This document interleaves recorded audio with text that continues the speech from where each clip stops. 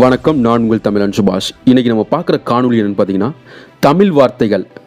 தமிழ் மொழி இன்றளவும் பல அறிஞர்களால் அறிந்து கொள்ள முடியாத அளவிற்கு பல அற்புதங்களை கொண்டது. அதன் இலக்கியமும் இலக்கணமும் எத்தனையோ நாடுகள் மொழிபெயர்த்து கொண்டு சென்றாலும் இன்று தமிழ் எனும் மொழி அல்ல அச்சய பாத்திரமாய் பல விந்தைகளை தொடர்ந்து கொட்டி தீர்த்து வருகிறது. தமிழ் என்று குரல் எழுப்பும் சிலருக்கு கூட அதன் அர்த்தம் புரியாமல் தான் பேசிக்கொண்டு வருகிறார்கள். நாம் வாழ்நாளில் நாம் அன்றாடம் பேசும் வார்த்தைகளுக்கு முழுமையான அர்த்தங்கள் தெரியாமல் பேசுகிறோம்.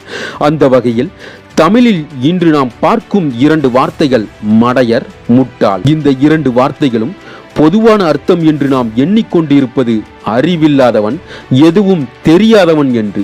ஆனால் இந்த வார்த்தைகளுக்கு பின் ஒரு முழு அத்தியாயமே இருக்கின்றது. முதலில் நாம் பார்க்கும் வார்த்தை மடையர். மட்டர்கள் என்ற வார்த்தைகளில் இருந்தே மடையர் என்ற வார்த்தை உருவானது. மட்டர்கள் என்பவர்கள் அரச ஆட்சி காலத்தில் கிணறு மற்றும் அணை கட்ட வழித்தடம் அமைப்பவர்கள். நாள் முழுக்க வெயிலில் நின்று வேர்வை வழிந்து ஓய்வெடுக்க வீட்டிற்கு செல்லும் பொழுது அரசர் மாளிகையில் உத்தரவு ஒன்று வரும். அதில் தாங்கள் கட்டடை மடைகளை வழியாக பொதுமக்களுக்கு தண்ணீர் பாய்ச்ச வேண்டும், எனவே இரவோடு இரவாக அந்த பணியை உடனே செய்ய வேண்டும் என்று அழைப்பு வரும். இந்த மடை திறக்கும் பணியில் பலரது உயிர் பலி போயிருந்தாலும் தன் குடும்பத்தின் வறுமை நிலையை எண்ணி அந்த மடையை திறக்க இந்த மட்டர்கள் களம் இறங்குவர். அப்படி சென்று தங்கள் உயிரை கொடுத்து பொதுமக்களுக்கும் அரச ஆணைக்கும் சேவை செய்த மட்டர்களே நாளடைவில் மடையர்கள் என்று மாறினர். மடு என்றால் நீர்நிலை, ஆற்றிடை பள்ளம் என்று பொருள். நீரின் போக்கை தடுத்து நிறுத்தும் மதகு மடை எனப்படும். அந்த நீர் மடையை திறப்பவன் மடையன் என்று அழைத்தனர். மடையர் என்று குறுகிய வட்டத்திற்குள் அவர்களை சுருக்கி வெளி உலகம் அறியாதவாறு பணி அமர்த்தினர்.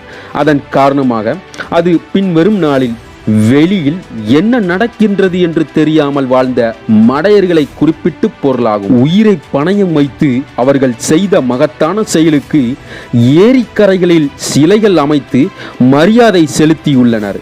இப்போதும் சில ஏரிகளின் கரையில் காலார நடந்து போனால் மடத்து கருப்பன், மட இருளன் மற்றும் மட முனியன் என்று காவல் தெய்வங்களை மடைகளுக்கு அருகிலேயே அமைத்திருப்பர். அந்த தெய்வங்களின் பூர்வீகத்தை கேட்டால் அந்த ஏரிக்காக உயிர்விட்ட ஒருவரின் நடுக்கல்லாக இருக்கும்.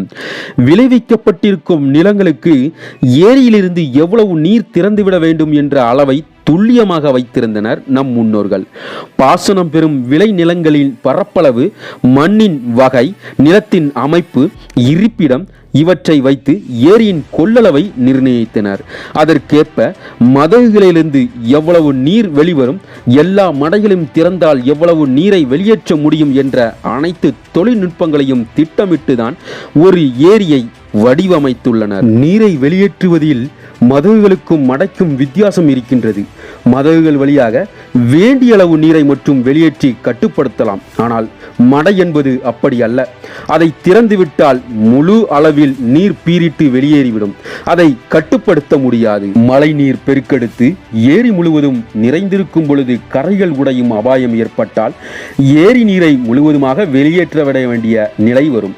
ஆர்ப்பரிக்கும் அவ்வளவு நீரையும் மதகுகள் வழியாக வெளியேற்ற முடியாது. அப்போது மடையை திறந்துவிட வேண்டும். மடையை திறப்பது அவ்வளவு எளிதான காரியம் அல்ல. உயிரை பணயம் வைக்கும் செயல்.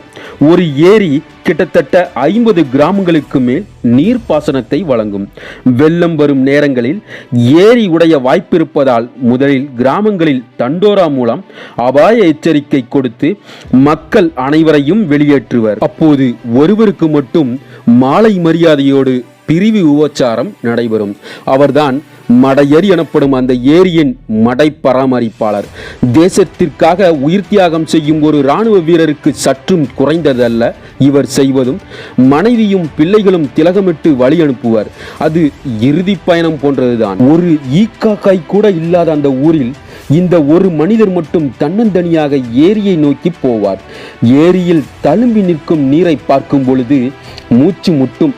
அப்படிப்பட்ட ஏரி நீருக்குள் மூழ்கி ஆழத்தில் இருக்கும் மடையை திறப்பது சாதாரண காரியமல்ல. குறைந்தது 25 முதல் 35 உயரம் கொண்ட ஏரியின் அடியாழத்திற்கு எவ்வித பாதுகாப்பு உபகரணங்களும் இல்லாமல் மூச்சை தம் கட்டி மடையை திறக்கும் பொழுது நீரின் அழுத்தத்திலிருந்து மீண்டு வருவது மறுஜென்மம் எடுப்பது போன்றதாகும். மடையை திறக்கும் பொழுது ஆக்ரோஷத்தோடு வெளியேறும் நீர் திறப்பவரை கொண்டு விடுவதும் உண்டு. இப்படி மடையை திறக்க போனவர்களில் உயிர் பிழைத்து வந்தவர்களும் உண்டு, உயிரை தியாகம் செய்தவர்களும் உண்டு. உயிரிழந்தோரின் குடும்பத்திற்கு கிராமத்தின் சார்பாக நிலம் கொடுக்கப்படும். அவருக்காக நடுக்கல் நட்டு வைப்பர். கிராமங்களை வெள்ளத்தில் இருந்து காத்ததால் அவர் அந்த கிராம மக்களின் காவல் தெய்வமாக மாறுவர். மடையர்கள் என்றும் மகத்தானவர்களே. இதேபோல் நாம் பார்க்கும் மற்றொரு வார்த்தை முட்டாள். அதாவது இந்தியா முழுவதும் தேர் இழுக்கும் உற்சவம் அந்த காலம் முதல் இந்த காலம் வரை மிகவும் பிரசித்தி பெற்ற ஒன்றாகும். அனைவரும் ஒன்றிணைந்து தேரை வடம் பிடித்து இழுப்பார்கள். அரசர் முதல் அங்கு உலாவரும் ஆண்டி வரை கடவுளையும் அந்த தேரையும் மனமுருகி தரிசிக்க ஒரே ஒரு நபர் மட்டுமே வேறு எதையும் கவனிக்காமல் தேரின் சக்கரத்தை கையில் இருக்கும் ஒரு ஆப்புடன் கண்காணித்து கொண்டிருப்பார். அவரது வேலையே தேர் நிற்கும் பொழுது அந்த ஆப்பு கொண்டு தேருக்கு முட்டு கொடுப்பதும், தேர் திசை திரும்பும் போது அதை முட்டு கொடுத்து திசை திருப்புவதும் தான் இவரது வேலையாக இருக்கும். அந்த ஒரே விஷயத்தில் அதிகப்படியான கவனத்தை வைத்துக்கொண்டு திறம்பட செய்யக்கூடிய இவர்களையே முட்டாள்கள் என்று அழைத்தோம். இப்படி தேருக்கு முட்டு கொடுப்பவர்களை முட்டு ஆட்கள் என்று அழைத்தோம். ஆனால் வேறு எந்த வேலையினையும் செய்வதற்கான திறனையும் அறிவும் அற்றவர்கள் முட்டு ஆட்கள் என்பது அந்த காலத்தில் நிலவிய கருத்து. எனவே வேறு வேலை செய்வதற்கேற்ற அறிவில்லாதவர்களை முட்டாள்கள் என்று அழைக்கத் தொடங்கினார்கள். நாளடைவில் அறிவு இல்லாதவர்களை குறிப்பதற்கு மட்டும் இது பயன்படுத்தப்படுகிறது. அதுவே பின் வரும் காலங்களில் மாறி முட்டாள்களை அறிவு இல்லாதவர்களாக மாற்றியது. இப்படியாக முட்டாள்கள் மற்றும் மடையர்கள் என்ற வார்த்தைகள் அர்த்தம் புரியாமல் நாமும் பேசி அர்த்தமற்றவர்களாக மாறி வருகிறோம். இது போல பயனுள்ள தகவலை நீங்க தெரிஞ்சுக்கணும் அப்படின்னா நம்மளுடைய சேனலோட இணைஞ்சிருங்க. நீங்க கீழே இருக்கிற ரெட் கலர் சப்ஸ்கிரைப் பட்டனை கிளிக் பண்ணிக்கோங்க. கூடவே இருக்கிற பெல் ஐக்கானை கிளிக் பண்ணிக்கோங்க. அப்பதான் நம்ம பதிவேற்றம் பண்ற காணொளி உங்களுக்கு உடனுக்குடன் கிடைக்கும். நன்றி. புதிய வீடியோவுக்காக காத்திருக்கும் தமிழன் சுபாஷ்.